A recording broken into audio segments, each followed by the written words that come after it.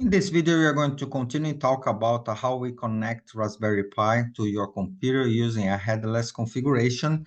And for the first part, that was the previous video, we went and discussed how we connect the Raspberry Pi to your Wi-Fi. And then with that, we get an IP address. And now we are going to discuss about the VNC server and viewer that are the ones necessary for what we need to do on this video here. So let's go for that. The Raspberry Pi in a headless configuration, you need a real VNC server that the server is going to be in your Raspberry Pi side, right? In your Raspberry Pi operating system. And you're going to need to install a real VNC viewer in your computer site, your laptop or desktop, doesn't matter. What else? The real VNC server is already installed automatically when you format and you the micro SD card for the Raspberry and you put the Linux operating system. It comes with that when you do that imager, Raspberry Imager application, it's going to put there, install the real VNC server. I don't know why it's not enabled though. So if you try to use right away as it is disabled. So you're going to get an error. So what we need to do is by hand, we need to send some commands via SSH and in your computer terminal window to the Raspberry Pi to enable that for you. And this is one part. And the second part will be, of course, installing the real VNC viewer in your computer. But let's start talking about the Raspberry Pi side, that is the real VNC server first, and how we enable and things like that.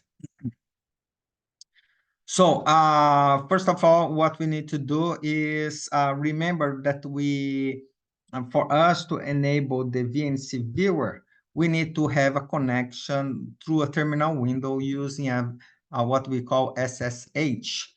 And if you recall from our installation of the operating system, we get here in the Raspberry Pi imager, we have this editing settings. So in the previous video, if you go there, you're going to see that we checked that, we click on that.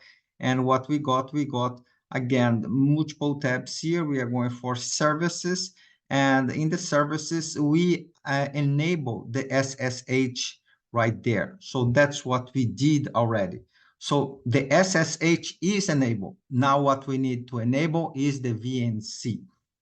So to do that, what we need to do, we need to first connect the computer with the Raspberry Pi in a command window.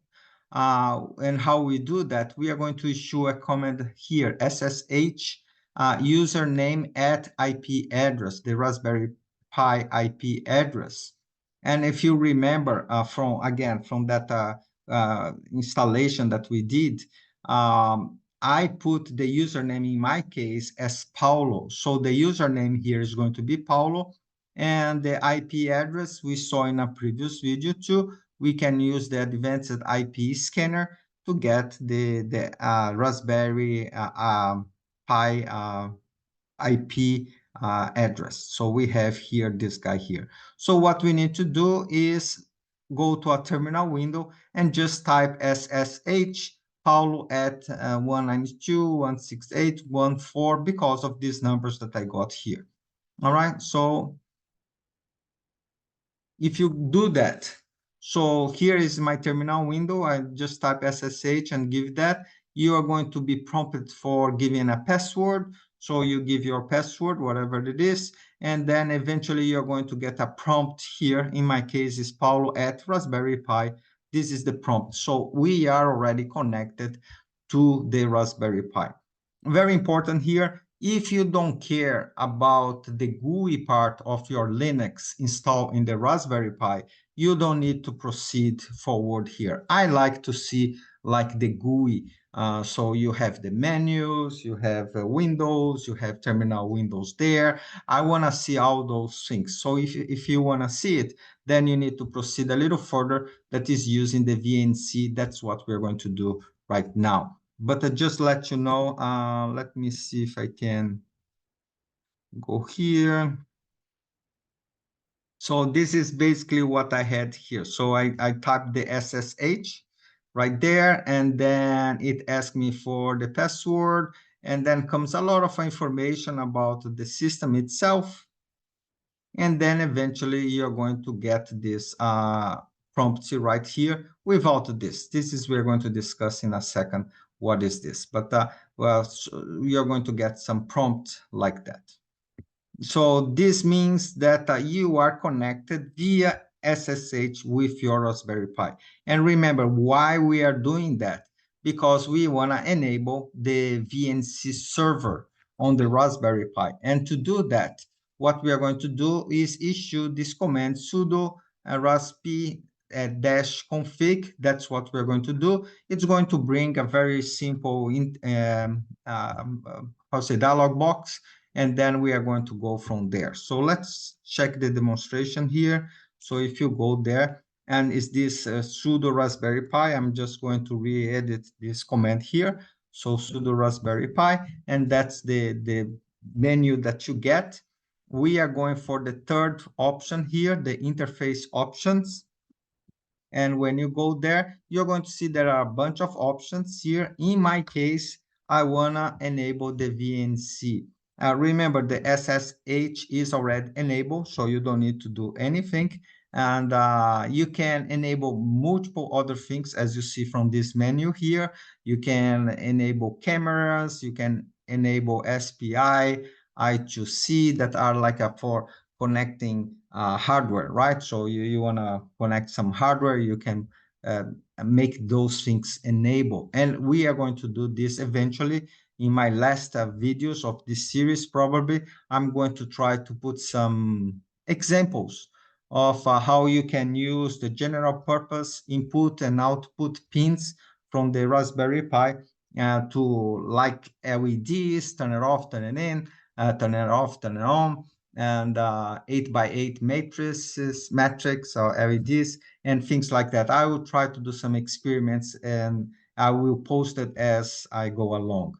But again, eventually you're going to enable all those things. But for now, what I want is enable the VNC. So I hit enter right there. And then you're going to say, would you like the server to be enabled? You say yes. And basically that's it says VNC server is enabled. Just hit OK there. And then you just finish. Just say finish here. And that's it. So your VNC server in your Raspberry Pi side is enabled now. So that's a good thing. All right. So that's what we have done. Now, the next thing we need to do is a VNC viewer that is in your computer side, right? So what we're going to do, we are going to download and install the real VNC viewer in your computer. This is a free software. So you just go to the internet and then you just say VNC viewer download. In my case, for Windows 10 or 11, when you say search there, you're going to get here the realvnc.com site, and then you just click here and follow the links to download it. I have Windows. If you have another system, you just put it there and you just download the realvnc viewer there. Follow the instructions. I'm not going to show this. It's very basic. I mean, just download it and run. So there is nothing much there.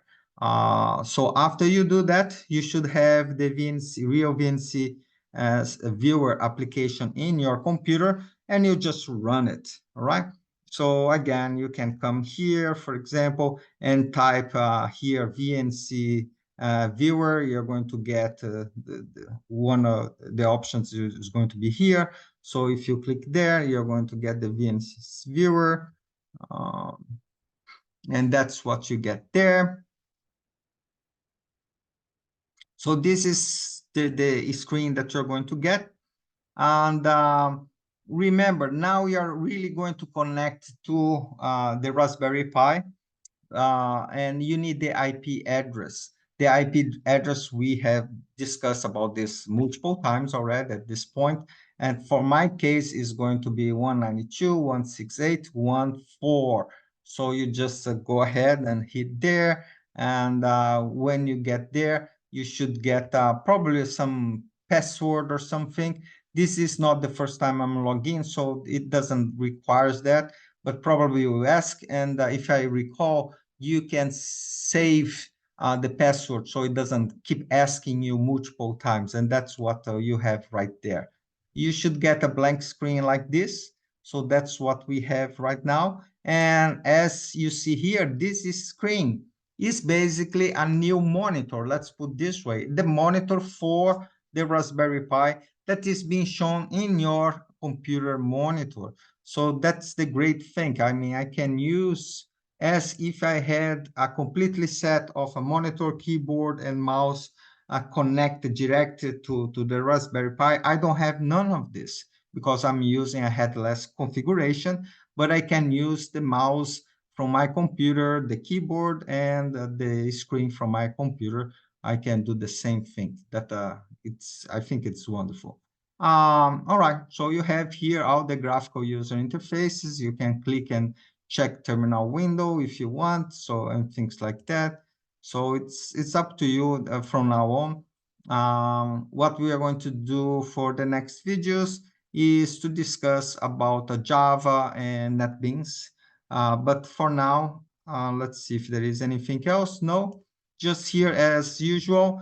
If you have any questions or any suggestions for improving this video, please do not hesitate to put in your comments. Just be kind. I mean, I'm just one more person here trying to make a difference, to help others.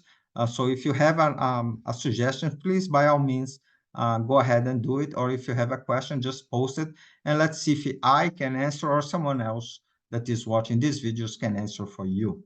And that's it for this video. Thank you very much.